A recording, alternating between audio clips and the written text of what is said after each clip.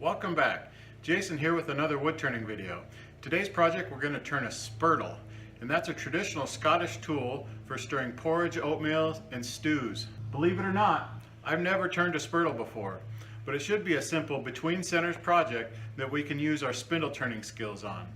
So let's do this thing. We're going to make our spurtle from a piece of cherry.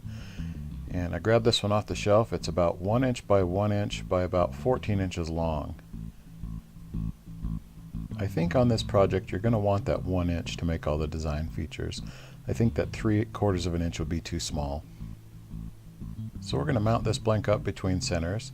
And a lot of times when I do something small like this, I just do it by feel. It saves a little bit of time. You don't really need to draw out with a pencil where the center is and all that.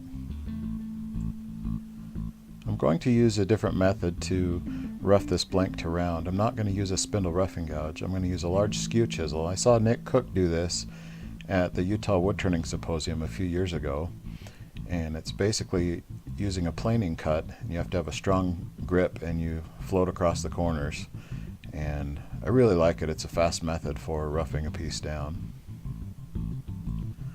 I would caution you, however, that this is a more advanced technique, and if you're not comfortable making planing cuts with your skew chisel, don't even attempt this. There is the possibility that if you drag that tip too low, you could get a catch. Not that you should be afraid of catches. Catches happen. The traditional Scottish spurtle has a thistle design on the top, and that's to represent the flower that's at the top of a thistle. So I'm going to use the heel of my skew chisel to make a little tuft on the top here, and then I'm going to create a ball that's going to be the ball of the thistle. Some of these simple design elements are why I think this is a good project for beginners. Whether you're using a skew chisel or a spindle gouge, it's always nice to practice making beads like this little ball. This is where you can just slow down, relax. Wood turning is so satisfying. You can just practice making those design elements just right. And if it doesn't work out, then keep practicing. So with my skew chisel, I'm going to start making some planing cuts to thin out the middle of our spurtle. The spurtle is really nothing more than a stir stick. It was traditionally used for oatmeal, and instead of a spoon that has a lot of surface area, a spoon can create clumps, and nobody likes lumpy oatmeal, so they created this spurtle. Another good thing about a spurtle is it has a rounded end, and it's made from wood, so it's designed to not scratch your pots and pans. Now it's time to sand our spurtle. Whenever I do kitchen utensils, I like to sand them really well because they're going to be touched a lot. So I started with 120 grit, sanded both directions and also along the grain, and then I moved through 400 grit. At the end of that, I like to pick up some shavings and I press them on while the lathe is spinning, and it burnishes the wood and makes a nice shiny finish. One of the food safe finishes that I like to apply is mineral oil and beeswax.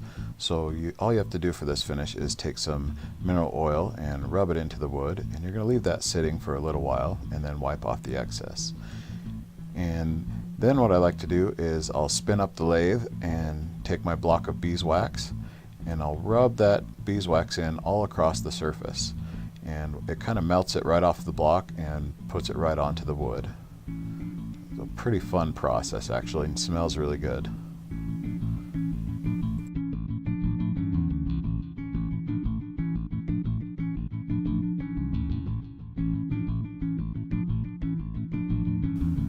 So then what I'll do is I'll take a paper towel, because it's usually not recommended to use cloth on a lathe because the fibers can catch, and I'll rub that into the wood, and it kind of melts that beeswax across the surface of the wood and makes a nice beeswax coating across your utensil. So once your finish is complete, all you need to do is take your spurtle off the lathe and then cut off the ends with a saw and do some sanding. And unknowingly, I did this whole project with a skew chisel, and it was a lot of fun, even though I didn't intend to do that. So we'll pull that off and see what it looks like there.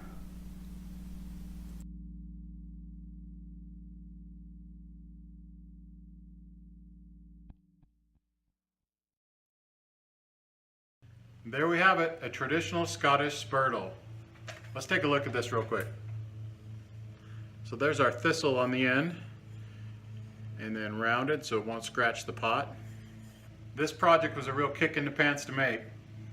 I think this would be a great project for beginners and those that want to practice their spindle turning skills. For all my subscribers, I have to apologize. It's been a while since I put out a video. I've been getting ready to do 3 farmers markets and selling my products there. It's been a long time dream to become a full-time wood turner, and I'm working towards that, so wish me luck. If you enjoyed this video, share it around a little bit. I've been learning that on YouTube, when you click the bell notification, it'll give you the option to see videos occasionally or always. And if you click always, you'll see my wood turning videos right when they come out. I want you to remember to always keep your spirits up, and we'll see you soon.